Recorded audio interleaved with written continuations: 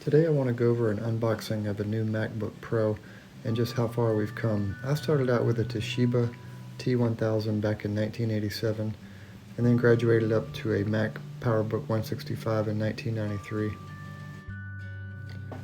I've always had to stay in the Microsoft camp due to my job, but my heart has always been with the Macs, going back to my Mac Powerbook 165 in 1993 and even an Apple Newton, and I paid an incredible amount of money for those things back in the day.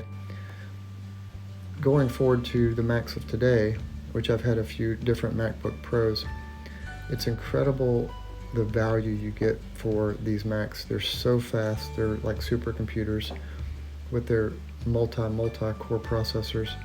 Back in the day we only had single core processors, that was it. And the battery life, that Toshiba T1000 back in 1987 was probably 30 minutes of battery life on a good day. So what are some of the benefits of a Mac for my friends who aren't so tech savvy?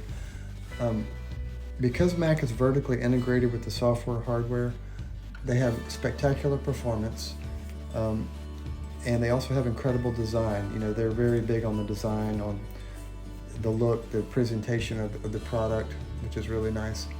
They do have incredible resale value. You can take a 8-year-old Mac and sell it for, you can probably get 40% of your money back, whereas an 8-year-old PC is basically worthless almost. Dedicated hardware and software also gives them tighter integration with viruses and things like that.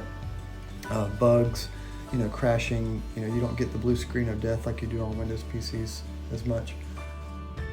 Another neat thing is that you can run Windows on a Mac. You can run something called Parallels, which will basically give you a virtual PC on the Mac, so you can have the best of both worlds. And if you get a virus on the virtual PC that's running inside of the Mac, it will not infect the actual Mac itself, which is kind of cool. So it kind of gives you a sandboxed version of a PC. Another great thing about the Macs is the messaging. So I can actually send a text message on my phone, it shows up on my Mac. I can take a picture on my phone, it shows up on the Mac. Same with the iPad. The whole ecosystem's totally integrated.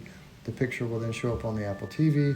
So their whole ecosystem is very tight and very tightly controlled. Getting back to this Mac, this is actually a 10-core CPU Mac, which is incredible. It's got a terabyte SSD. It's got 10 hours of battery life, which is just blows my mind. I've actually been using this thing for days and days, and the battery life just doesn't seem to go down. This much processing power correlates to up to 4 8K video streams, which means you can run tons of external monitors. The screen is incredible. It's 16-inch XDR display with 250 pixels per inch. And the refresh rate can go up to 120 hertz, which is really cool. But it can scale down to a lower hertz rate to save battery when you're just doing basic tasks like looking at web pages and things like that. Thankfully, Apple brought back a lot of the ports. You've got the USB-Cs, you've got HDMI, and most importantly, you've got SD card slots for GoPros and digital cameras. And then even more importantly for me, with kids, is the magnetic charger. Yay! So if this thing gets tripped up with kids, or you just trip on it, it pulls that magnet right out, and it will not make the laptop fall over on the floor, which is great. For editing iMovie, I've got the optional trackpad here that I can have it on the side to edit videos with. The trackpad on the MacBook is great too. Once again, we've come so far with computers. I mean, this computer will last me for a decade, whereas back in the old days, in the 80s and 90s, it seems like the computers would only last just a few months before they were obsolete. If you guys have any questions about anything, please do not hesitate to ask, and I will post them in my videos. Or if you have any cool video ideas, I would definitely create some videos. I'm going to do some more electric car videos with the gas prices and things like that. Thank you for watching, and please subscribe.